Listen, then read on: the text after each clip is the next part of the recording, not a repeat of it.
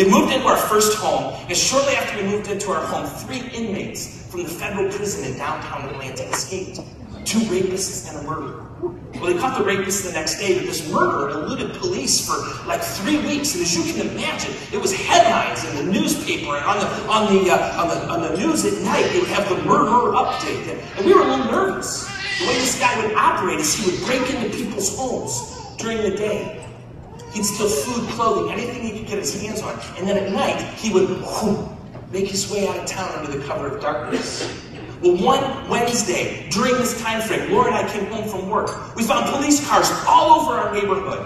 Policemen with dogs running around sniffing everything, and our across-the-street neighbors had that yellow tape all over their house because their home had been broken into, and the only thing that was stolen, food and clothing.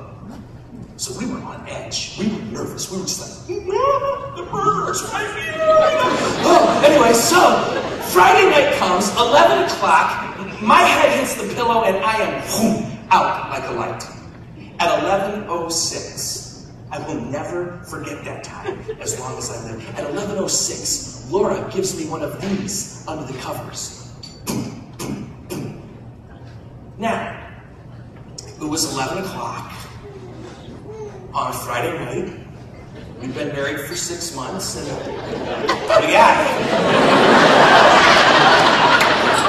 I started having very happy thoughts, okay?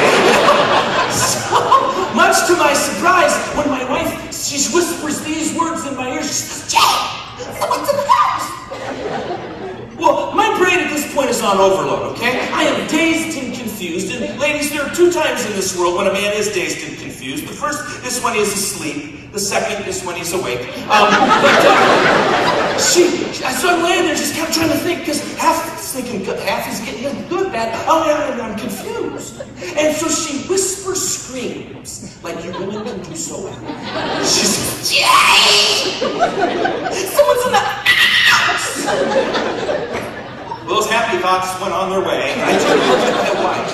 She had the covers pulled way up over her head like this, and her eyes were just bugging out of her face.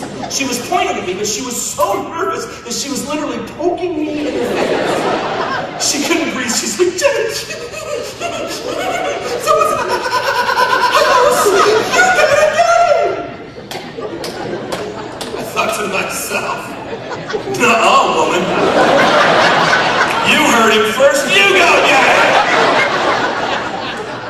My heart starts beating a million miles an hour, and my ears, they get like radar dishes, and I start to listen. And I heard it. Unmistakable, no question, no doubt. Well, don't ask me how I knew, but at this point I knew 2 things for certain. 2 things I knew for sure. Number 1, I knew this murderer, this man that all of Atlanta was looking for. I knew he was in my home. I could sense it. Feel it. And the other thing I knew, I knew that bad boy was going down. I was going to be the man. Now, if you're here with your husband, ladies, look at your husband right now. Guys, don't look back. We don't want you to cry or anything. Look at your husband. Right? Your husband dreams of this opportunity, okay? We do. And in my mind, because we men dream, and I'm thinking I'm going to save the world, you know? And I'm in my brain, I'm going to go, okay, I'm going here, do this, do that. Wow! This is what's going on in my brain. My brain had not yet told the rest of my body. So I'm walking around my bedroom going, I need the bathroom. I stumbled to my closet, and I did the one thing I told myself I would never do. I got out my shotgun, went to my bedroom door, and I chambered shot. Laura? Call the cops. Now, she said it sounded more like this. Laura? Call the cops! I don't believe it. I don't believe it. Oh. Well, we lived on a tri-level. How many from Shepherd area? Anybody here from the Shepherd area? Okay, for those of you from Shepherd, tri-level means 3, okay? Did you see? I'm sorry. They were like so proud, and it was like, that hurt. I'm sorry. What finger is that you're holding up back there, sir? That was your thumb. Okay, good. I was worried. That happens sometimes at youth camps, you know.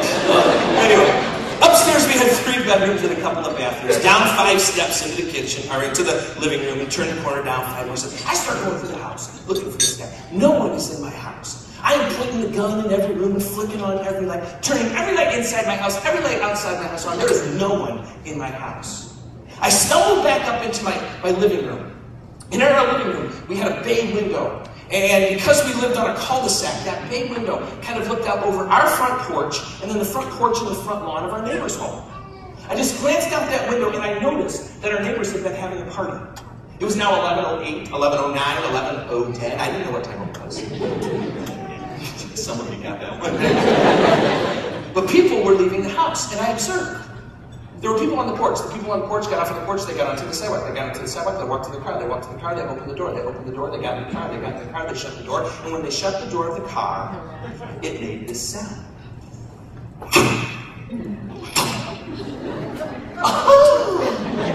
I was so relieved. But at that moment, life became very cruel. Because my neighbors, they came out onto their front porch with, I don't know, I guess their last guests in the evening. And you have to remember, every light inside my house, every light outside my house was on. So they just kind of naturally looked over at my house.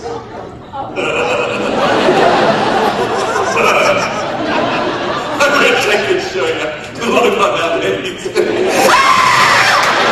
That's pretty much it right there. She's screaming, she's pointing, and she's whacking her husband, you know? He was this really tall southern dude. He was really, he was big. And they were just going crazy, looking at me. And I'm thinking, why are you going so crazy over there looking at me? And then it hit me. I was standing in this big bay window with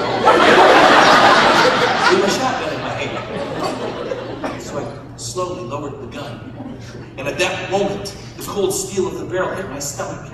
And I realized that not only was I standing in this big bay window with a shotgun in my hand, but I was in fact head to toe.